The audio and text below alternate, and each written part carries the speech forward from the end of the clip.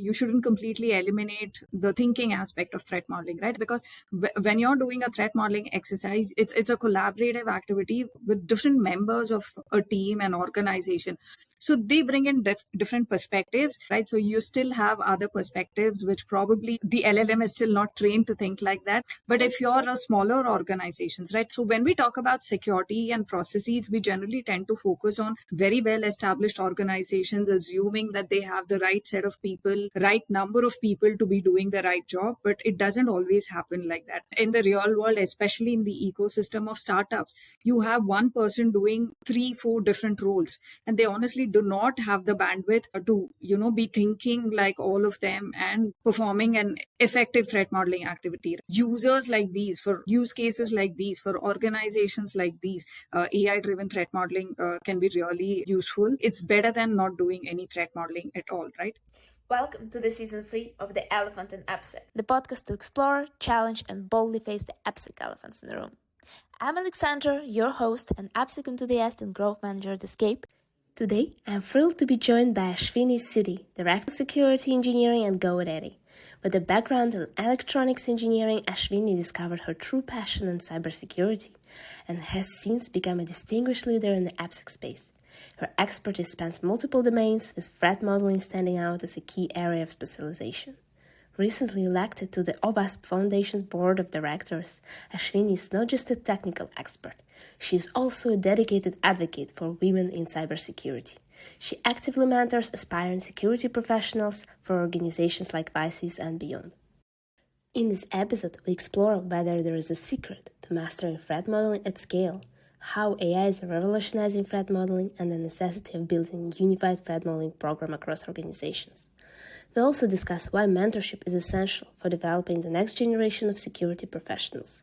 If you're an experienced leader looking for valuable insights on guiding and supporting emerging talent in cybersecurity, this episode is for you. If you enjoy this podcast, don't forget to subscribe and follow it on your favorite podcasting app or YouTube. It's the best way to avoid missing future episodes. With that, get ready to hear Ashwini's opinions. Dive right in. So, hi Ashwini, I'm very excited to have you on an AppSec podcast with me today. Yeah. Yeah. Thank you so much for coming and for finding the time. Congratulations, by the way, on your recent acceptance for OWASP board nominations. I'm super happy for you, and Thank you. I'm super happy to be amongst the board of directors of OWASP too. Yeah. Sounds exciting to me. What do you think will be your next steps? Why did you decide to apply for that? Yeah, I think one of the predominant things was that I didn't see a great OWASP presence in India as such. I mean, yes, when we start off our AppSec journey, OWASP is the gospel that we access and reach out to and refer to. But then beyond that, there's like a OWASP Lisbon, an event in the US. But what about India, right? I mean, it's really difficult to get to there and that leverage that kind of networking. And there's so much that we could do here in terms of spreading awareness, in terms of all the new colleges and universities, and they're so engaged, and so it needed a closer presence home, somebody on the ground who could understand things and maybe provide those ideas and pitches. So I thought it's a good thing to be doing. It sounded exciting because it'll also get me to meet people from across the globe, right? So with different perspectives, and give a platform to do something more engaging and meaningful to the industry. Yeah, so it overall sounded really exciting, something that I could give to and build something on top of it. So I thought it's a great idea to be a part of it. Yeah, it's definitely a great opportunity, and I really hope to see that within the OWASP community and organization itself, that you will help to contribute to its development and the impact, that we'll see Yeah. more and more impact for sure locally. Because I think, as you said, I totally agree that quite often it's a lot US concentrated.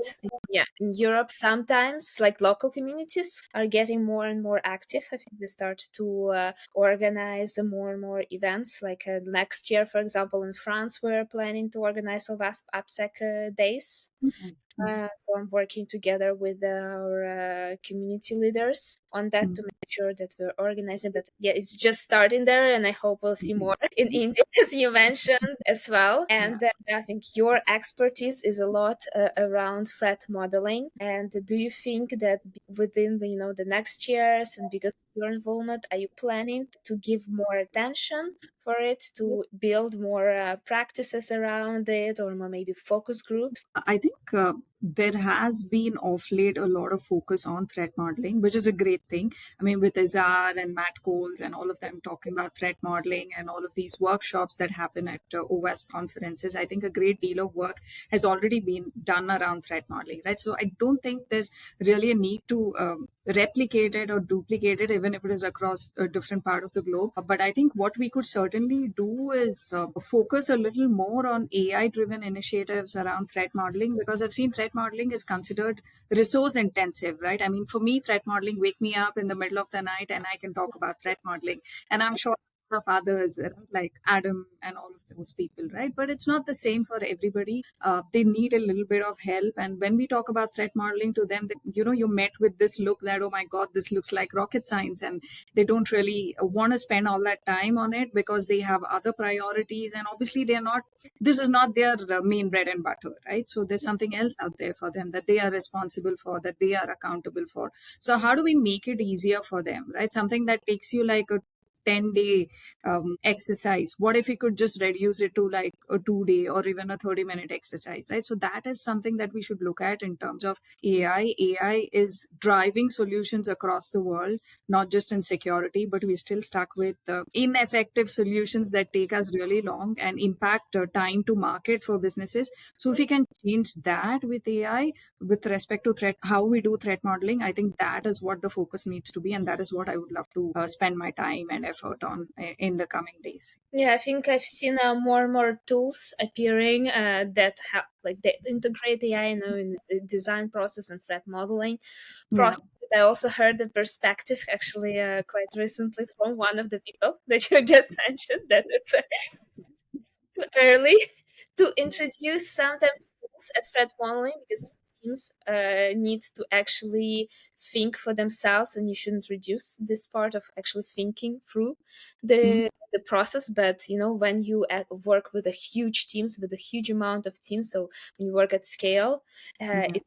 it's just not impossible. And as you just mentioned, you sometimes need to prioritize, and Yeah. you need, like, what are your thoughts on that? Do you think we already have some tools that exist that we can use, or we still need to work on that AI aspect and build better algorithms to actually increase the quality of the output? So I think there are already commercial tools, right, with respect to AI. I don't really want to name commercial tools here, but there are tools in terms of, there are two aspects to it, Mm, right? One is for threat modeling for AI-driven systems itself, right? We are threat modeling an AI system, so threats around AI and all of that. I think that is in place, but AI threat modeling using AI itself, I don't think we're fully there yet. There are attempts, but when you ask me, I would like to see the end goal as I just give a product description for about 3-4 lines and then you give me a threat model, right? That is what I'm looking at. That for me is AI driven threat modeling. Not,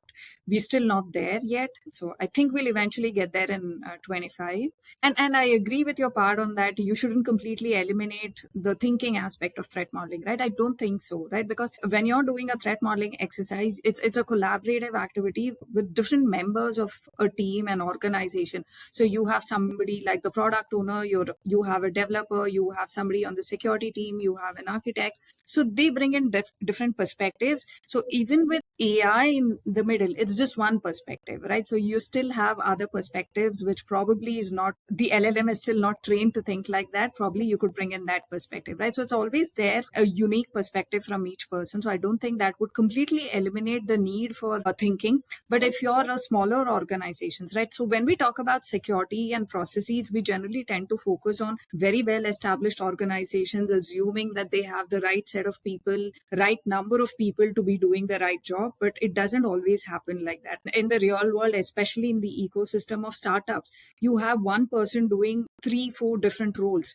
and they honestly do not have the bandwidth to, be thinking like all of them and performing an effective threat modeling activity. Users like these, for use cases like these, for organizations like these, AI driven threat modeling can be really useful. I think it's better than not doing any threat modeling at all, right? So we talk about security and usability, like how easy it is to use security as a process itself. So if something's easy to use, any developer, any organization, anybody would pick it up and understand, okay, yes, I need to be doing this. And it's easy, so let me just go ahead and do it. But if there's a developer who knows that it's important, but still thinks that this is difficult, then he or she is not going to pick it up, right? They're just going to drop the ball somewhere in the entire developer life cycle, and it's not going to get done. So we rather get it done using AI than stick to the traditional models of, no, I need to think, I need to have n number of people thinking around it, etc. It's good to do that, but it's not always the case. So different use cases, different scenarios, different organizations, and that's why we need AI driven solutions. Yep. It's very interesting that you think that the tools should really focus more on the startups as their target audience. That this maybe the startups are going to use more this AI powered, threat modeling solutions. Because what we see quite a lot, at least what I saw in my experience, it's mid-sized companies that are looking to automate a lot of security processes, because big large organizations, as you mentioned, they have also human power. And startups quite often there needs to be some evangelization. Why Yeah. security has to be even there, because it's not always the case. But I think the mid-sized companies quite a lot, because of mergers and Yeah. acquisitions that they might have, because of super fast growing teams, because they had maybe finding they're looking to automate. They can't do everything at once, and they're looking to automate, because there even the general rule, two people for like one security person per 15 engineers doesn't even work, because quite often it's just one person per 100 or 200. Yeah.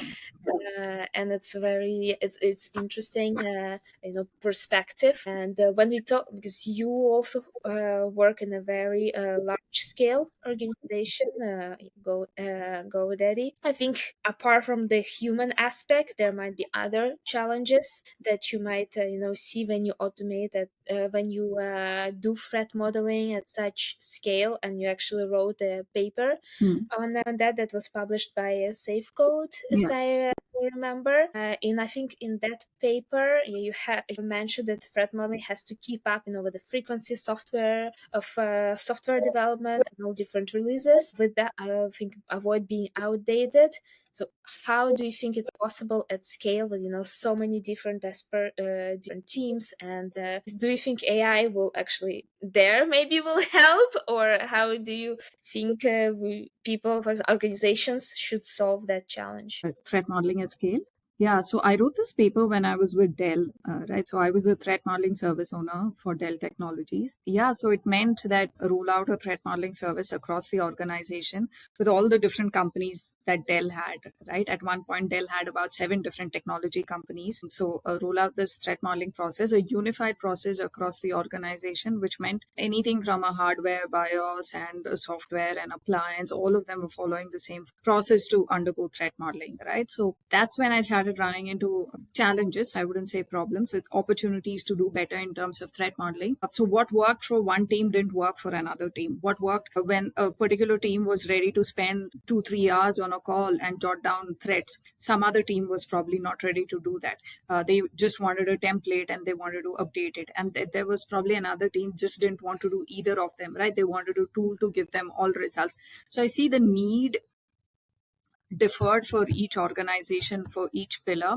Their expectations were different, and also the release cycles of each of these organizations were different, right? And it also boils down to the culture of the organization, right? We can have n number of strategies. Yes, I want a unified threat modeling platform across the organization, but we all know that culture eats strategy for breakfast, right? So it means that my strategy had to align with the culture also of each different organizations, and what worked for one wouldn't work for the other. We tried, right? We tried picking up the best elements of each of the organization and building a unified threat modeling platform. But it would still, no, I don't like this aspect of threat modeling, but the previous version was better because they used to doing a certain way of threat modeling, right? So that's when this entire idea about, that's when we actually understood the problems that are relevant with respect to building a threat modeling program itself. Usually in the industry, when we talk about threat modeling, we talk about how to do threat modeling, what is AI driven threat modeling. We talk about all of these technical aspects of threat modeling, right? But nobody's really spoken about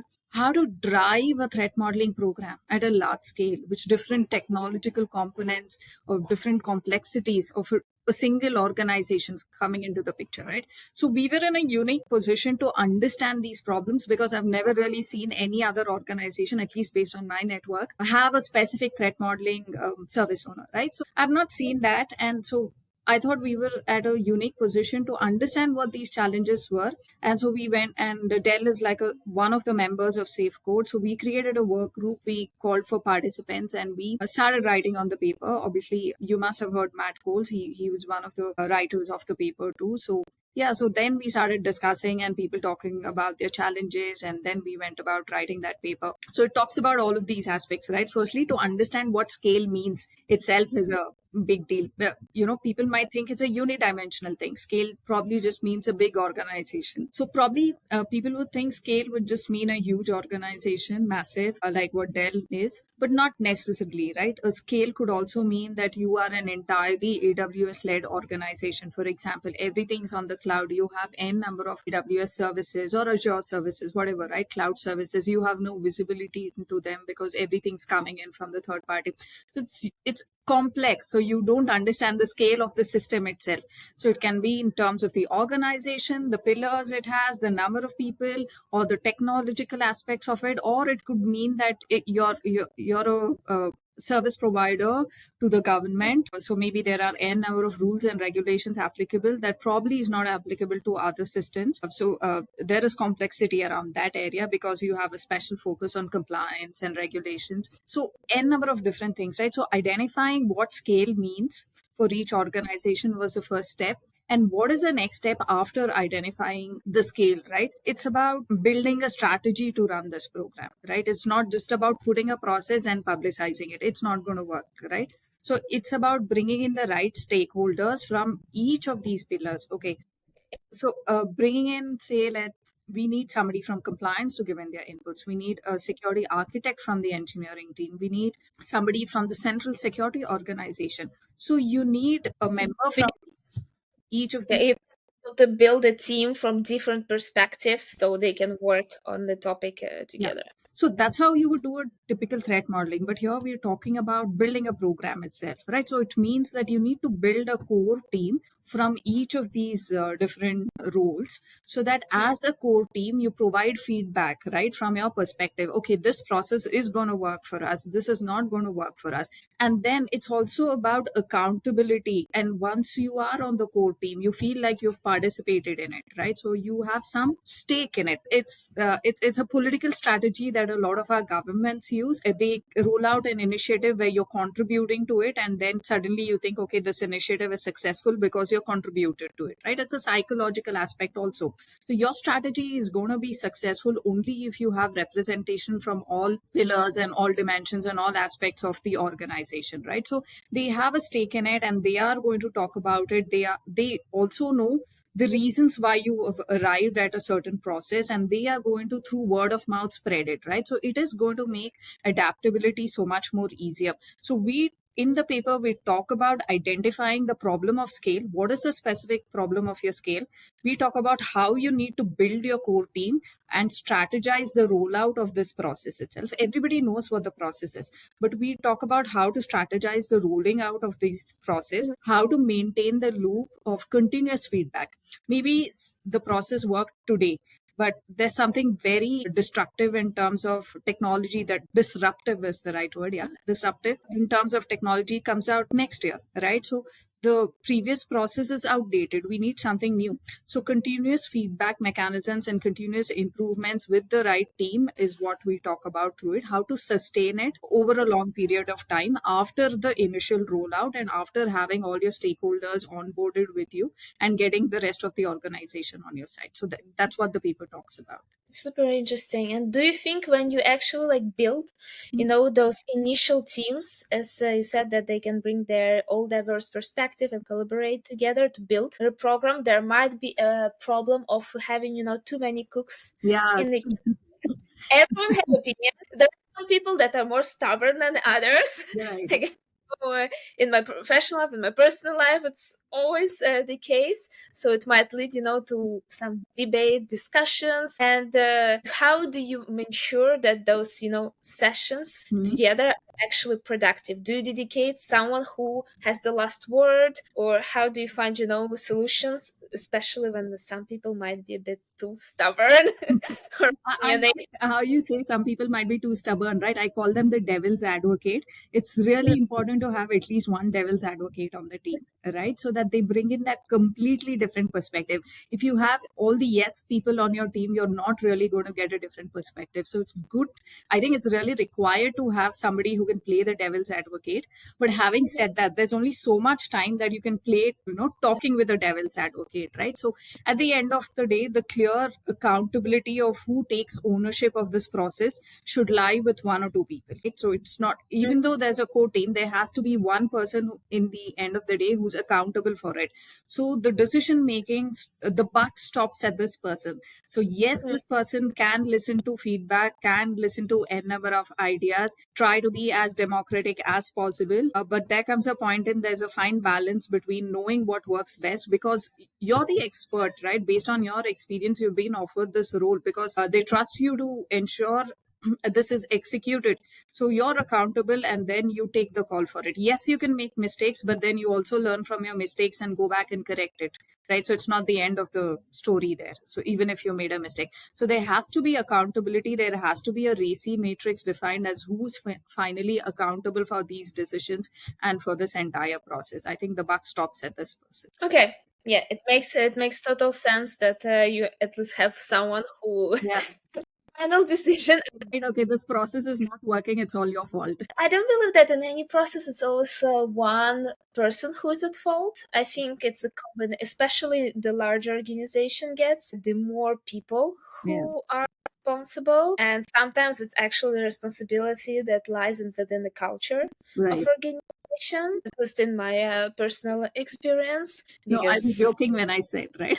It's good to have a scapegoat. in some organizational cultures, actually, the culture stuff, they just define one person and that they don't want to concede because it's easy to just put the blame on one person and let them, let's say, go because it's easy to let them go. That's a little bit differences, for Right. example, about India, but in the US, between the US and Europe, that's it's a very different mindset because in Europe, for example, you can't just let person go. It's very, very hard. That. So you kind of actually have to work on fixing the mistakes and yeah. So I think that's the No, but difference. if you were to ask me, I think I would retain the person who's made the mistake because they'll always learn from the mistakes, right? It's a learning curve. So you cannot get things right all the time. And especially in a space like security where you're experimenting and you're trying to ensure that the business is happy with you at the same time and you're trying to keep the company secure. I think it's balancing two really delicate things at the same time. So yeah. Yeah. I think organizational relationships, it is a lot about balance Yeah. and finding the right balance. But how, for example, once you've established that program that you mentioned, that's kind of one of the first steps, and everyone has their, skin in the game a little bit to continue working it. How do you make sure that from that experience on, those people or everyone kind of aligns all engineering teams? Because as I remember, you mentioned that in your experience, you had some teams that just wanted template, you had some teams that were more proactive. Like, how do you align, all those teams at a large scale to be consistent with the program that you've set up together? Yeah, I think it's understanding that one size does not fit all. right? As a security organization, we generally tend to have, I wouldn't like to call it arrogance, but just, I don't know, there's something intangible within us that we think that, okay, this is the right process, so everybody should just follow it. But it's just trying to understand what things are at the ground level and realizing that one size does not fit all, even if it is the same organization. So it is to make the space to have different teams follow the process in a way that suits them all, right? So the goal is to do threat modeling. It is not about how exactly you have to do threat modeling. Yes, I need a diagram. Yes, maybe I would need a discussion. Yes, I need a list of threats. I need to go back and rate them and fix them appropriately, right? These are the basics and probably the skeletal of the process. But whether you do it over a call, whether you do it using a template, whether you do it using a specific tool, I think should be left to the discretion of the specific team, because it's about being more accommodative, right? So when software engineers are designing a system, they follow the principle of design, right? It caters to every set of users from the end of the spectrum, right?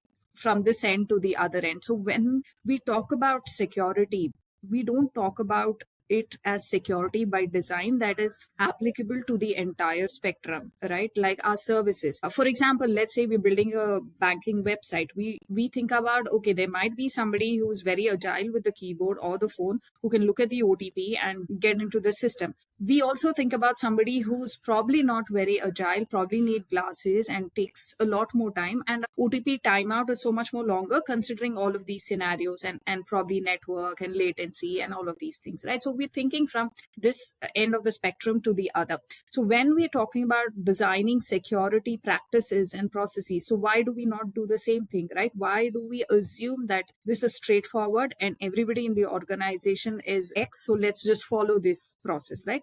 We'll have to understand that even within the organization things are different, so our practices and processes have to be thought about in terms of serving this entire spectrum, right? There's a specific term for it. I'm honestly forgetting it at the right. I think it's called by design, right? Security has to be by design across the spectrum. We just can't cater to one line of sight and say this is how it is and all of you please converge. It's not going to happen.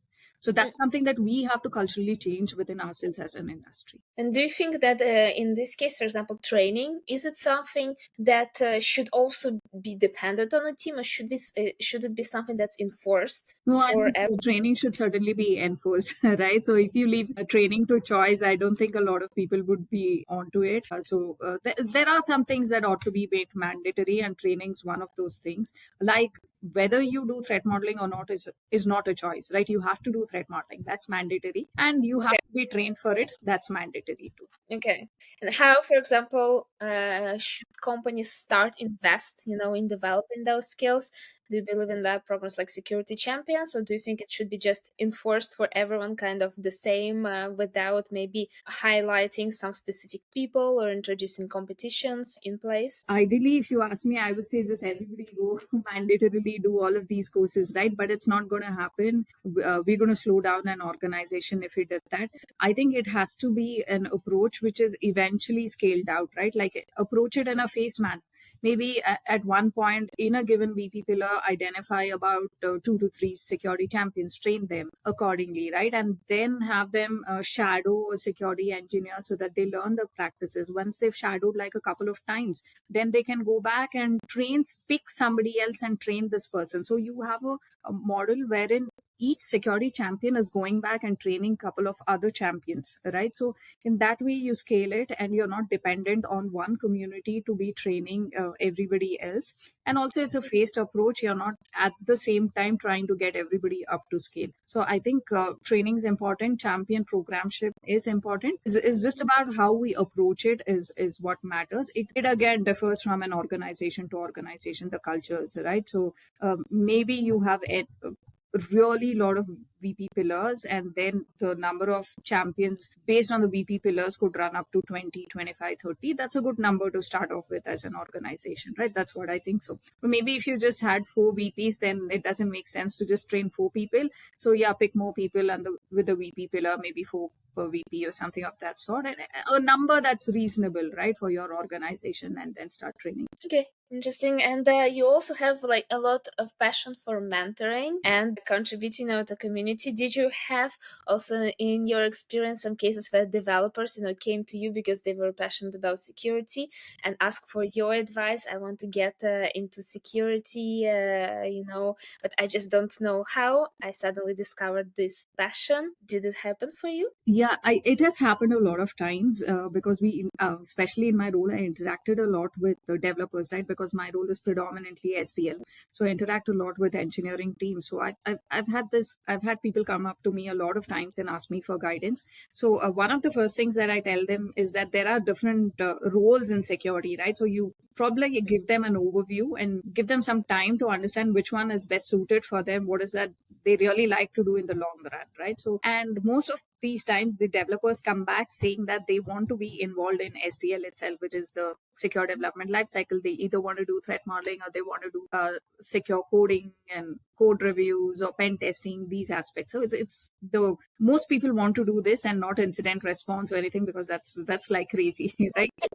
Yes. And my Yes. next step would be like just go refer to start reading up OWASP and we take it from there, right? So that's why OWASP comes into picture for me, right? It's been the go-to reference for me. Read up on OWASP and then come we'll talk about more things. It can be technical, we dissect the content there and then make you understand things and then we take it from there. Yeah, so it has happened a lot of times, and that's how I've approached it. And those people might also come, from very diverse, different backgrounds. Yeah. So in terms of they, as we mentioned before, have different perspectives and also might have different, backgrounds. And you mentioned, yeah, it's super important to have those Yeah. different backgrounds on the Yes. initial process. Look, Uh, because these guys have built systems, right? They know what it is to build systems and how it is to integrate security with this, right? So having somebody who spends some time building systems and then move to security, I think is the best way to build the security community, because it's not completely different, because you know what's happening there. The processes, the policies that you develop can be easily integrated because you always understand how things work there. But if you didn't have that knowledge, then it's going to be problematic. That there's going to be some gap in terms of integration, and that can create friction within an organization, and that's not a good sign. And I don't think that should be happening. So yeah. if I were to hire, and if somebody told me they had developer experience and then they moved to security, I think that's a plus point for me. Yeah, Yeah. for sure. Because they know how to speak the same language. They know, the pain points, sometimes like the frictions that Yeah. can exist. But would you hire then someone without any experience at all? Because that's what I see quite a lot on LinkedIn. The conversations that people have, that it's almost impossible Mm. to get the security if you're a junior, because people expect you to have some kind of experience. So how, if you're very junior, how can you get into No, I security? always believe that we can teach security, right? It's not something that we were born with. So it's important to give that opportunity to grow the community, and also to understand the fact that somebody took a chance on us when we started our careers, right? So it's also about paying that back in terms of growing the industry. Maybe as an organization, you're not at a place where you can take a chance with all the open roles that you have, right? So that's suicide for your business. Probably just having n number of interns, right, who have no experience in security, get them on board to your team and then let them start working with you. So when they interact with you for even for a period of 6 months, they're going to learn a lot by word of mouth, and based on what they see that what we're doing, they're going to go read up and they're going to have sessions, one-on-one sessions with their mentors at their workplace. So all of this is going to add up and they're going to learn on the job and pick up that expertise, right? They're going to understand there are different dimensions and pick that one thing that they resonate with. So it's important to give that chance. I'm not saying that go all out and give everybody a chance, but at least have one open seat to have an intern at the table, right? So that'll make a lot of difference, and that's how we're going to grow the industry. If you're just going to wait on having people with the right experience, it's not going to happen. This having interns, I think, is a win-win situation for all of us. Yeah, for sure. I think sometimes you just need to give an opportunity to Yeah, someone, and someone who doesn't maybe have very little of experience and want to right. try something new. Like in my personal experience, I'm always a little bit trying something new. I understand how important it is to give someone a chance, and I think also, at least what I had is to motivate them maybe to attend industry Yeah. meetups.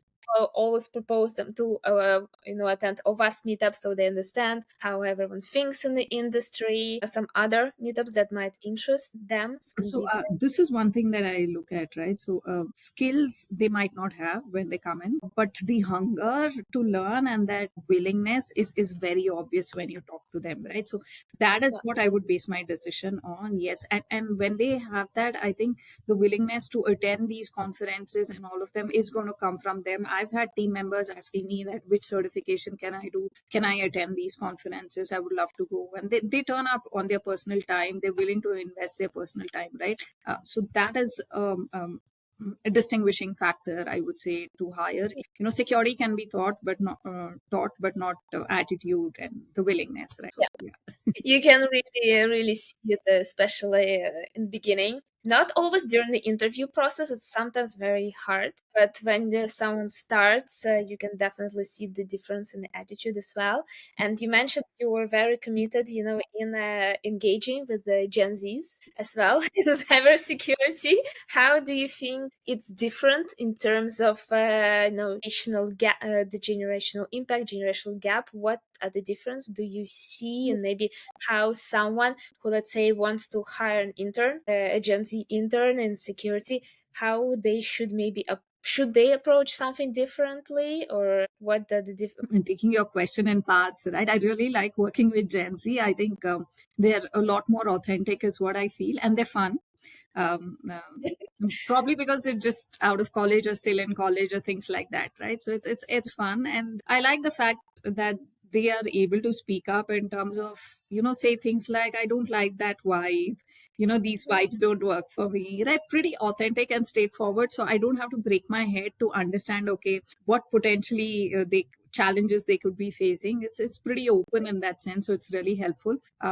And they are also passionate at the same time, and they would still like to have that work life balance, right? They're changing the way industry works, which is a good thing. I believe it's really important to go back and have that refresh of your mind so that you can come back and give your more than your 100%, right? So I've seen with my own self that when I know that I'm going to take a vacation, it's like, okay, yes, I need to finish all of these things and then go on a vacation. So I'm quick and fast when there's a vacation approaching, and when I'm back, I'm still fresh and then trying to catch up with everything, right? So it works well.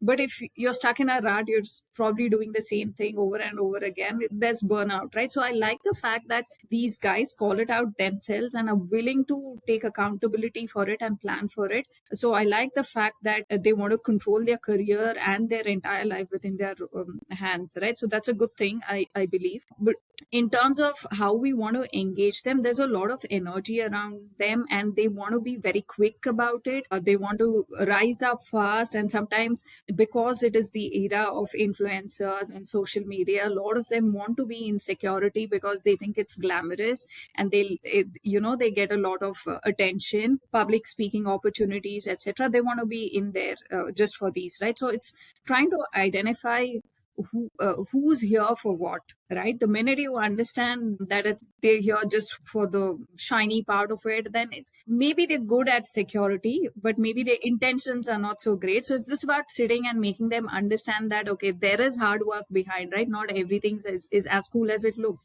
So making them understand what the reality looks like, and then still see if they would like to be involved. If so, great. You can want both things. There's nothing wrong in wanting both things. So take it forward with them. But if not, you're genuinely there for the love of the job, then even more better. Then take things up. Yeah. So understanding what is that motivation matters. It differs a lot for a lot of people, especially in the Gen Z aspect, right? And there's another aspect with cybersecurity. I see a lot of content around it with that says get that remote cybersecurity job and travel the world, right? A lot of them want that job because they think it's remote and they get to travel the world while working. It's great to aspire for everything in life, but if your motivation is just that I'll get into cybersecurity because I'll get a remote job and I can travel the world, that's wrong motivation, right? You need something else. So understanding what they are here for, I think, is a big challenge. Yeah, for sure you shouldn't get that because I'm just gonna travel the world and speak at the conference. I think it's rather maybe the reward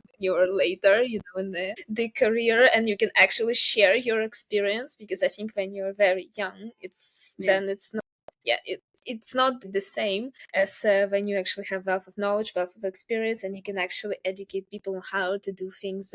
Because then you probably better off as a salesman, often remote and traveling the world without the pressure of something actually super important happening to the company, and all risk that you might introduce, and all the financial impact that comes with it as well. So the healthcare company that you're dealing with, you're putting lives at risk, right? So yeah, yeah, so you look at it from that perspective.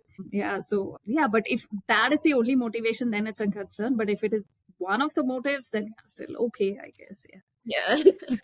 Sure. And there is always one question I ask at the end of the podcast. If you would have a book, that you could, or learning resource to recommend to someone apart from OWASP that you mentioned before, for someone who is just maybe starting or wants to learn more about specific aspect of product security or threat modeling, what would you recommend? I get asked this question a lot in terms of where can I read up on threat modeling, right? So I give them the threat modeling manifesto. I think that's great work. Then I also talk about OWASP threat modeling documents. And there is Safe Codes, tactical threat modeling and threat modeling at scale, right?